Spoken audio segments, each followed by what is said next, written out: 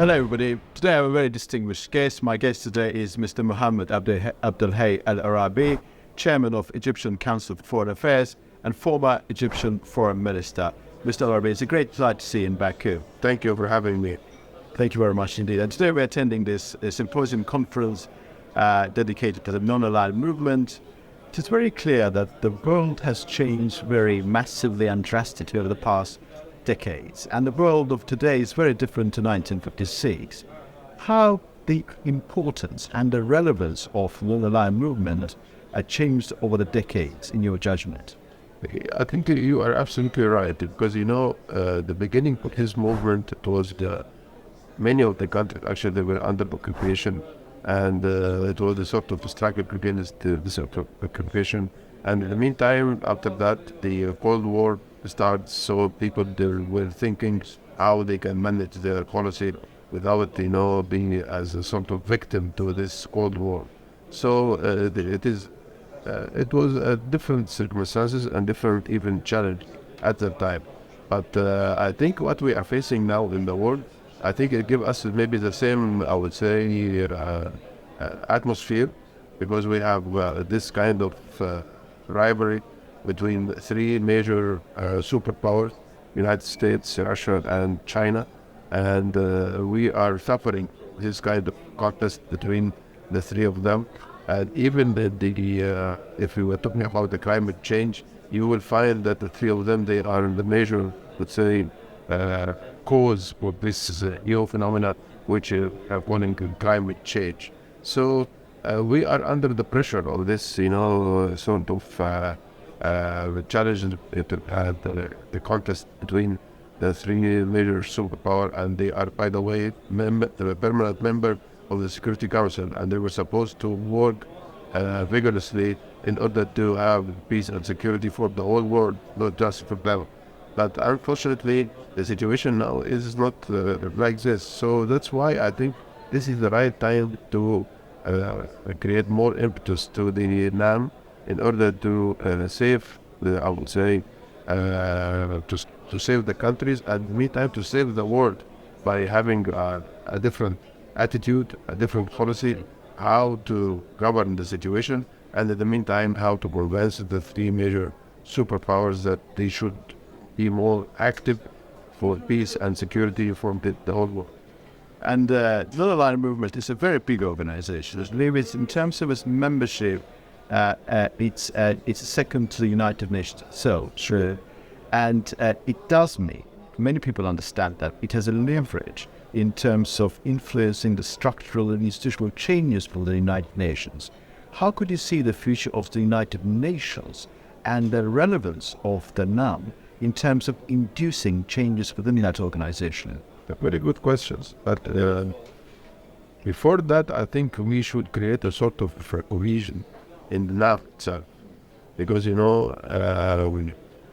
if you are a member of NAM, it doesn't mean that you are strictly adheres to the principles of NAM. Some countries, they are not, let's say, adheres to the principles of NAM.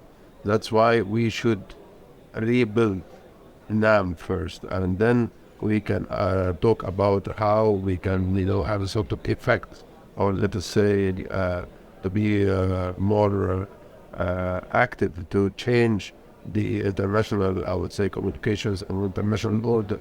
But the first step is to regain the cohesion of NAM and to try to put the principle of NAM as the sort of main principles for all the countries, including our, let us say, member of this movement.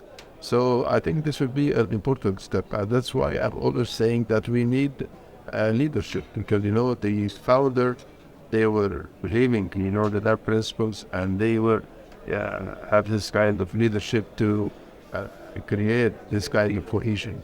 What we need now is a leader to create the cohesion and try to put NAM in the international arena as a strong group. Yes, and so before non-aligned movement is able to influence United Nations, it first of all should sort out some of its own internal problems. And you mentioned the term cohesion. So could you slightly elaborate on the term cohesion? What are the main challenges within the framework of that cooperation facing the NAM today? Well, I think really the first step is to have an agreement that when we are trying to vote in the General Assembly, I think we should adhere all of us to the same pattern of voting.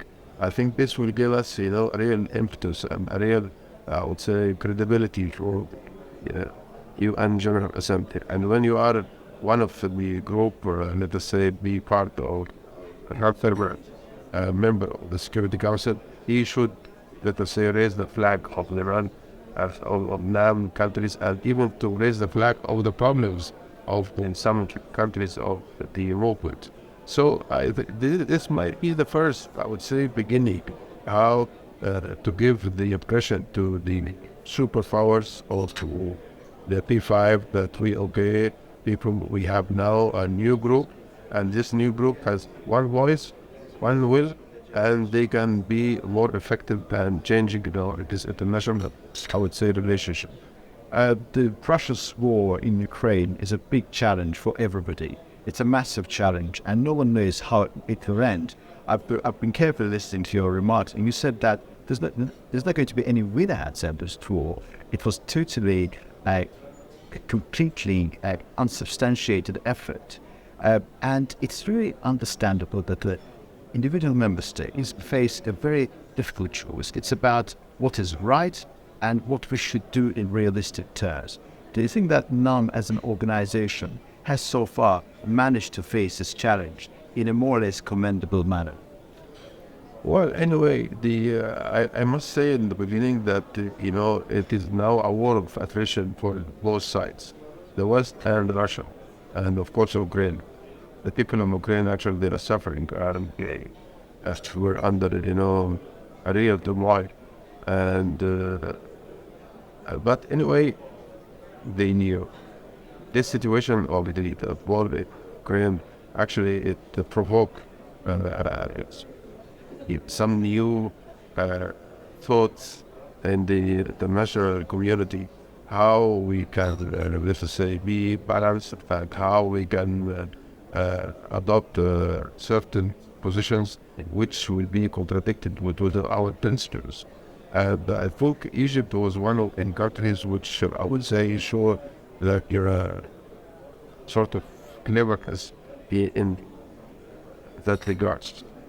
We had the balance, the accurate balance between the principles and the, let us say, interests of the couple, which I think a lot of countries actually now are starting to adopt the same situation like Egypt, or the same position actually like Egypt, even in the Arab world. But anyway, I think it was a new event, a new incident that we didn't, witness any kind like this before in the international politics. So this experience, I think it might have good lessons to us. But in the meantime, as I said in my remarks, that any war, and yes, it is so easy to start, but it will be very difficult to stop it and to have an end to this war. But and then at the end, we should go to the diplomatic solutions, and people would sit together in order to achieve an agreement on the table, not on the battlefield. So the sooner the better now, because as I said, it is a war of attrition, and nobody can, I would say, have this, I would say, ability to survive 1 or 2 more years, in this dialogue. And my last question, Mr. El-Orabi. Egypt, as a founding member of the Netherlands movement, has been incredibly influential throughout the organization's history. And Azerbaijan is a relatively newcomer. What is your sense of the impact of Azerbaijan's chairmanship through the past couple of years? There was a massive COVID challenge, the climate challenge as well. Azerbaijan is at the top. What is your evaluation of Azerbaijan's leadership? Well, from my observation to the Azerbaijan diplomacy before even the chairmanship, the ground thing, I think the secure country is always enjoying a very good balanced relation with different say players in the region and outside the region. So you were following the NAM principles without but without intentions. But now I think you could be because you have a very active president, and he could let us create more impetus to the movement. The situation in the world actually it is not conducive to have, I would say, more activities. And I hope also your country is, or let us say Azerbaijan, is facing a lot of problems with Armenia and a very difficult, I would say, relationship is the region also. You have the connection with Afghanistan, with Iran, with Israel, with Russia.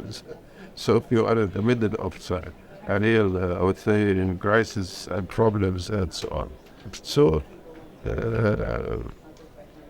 as I was saying, NAM, or let us say any group, it means the leadership, how the presidents of the whole countries try to create a new motivation of this group or this movement.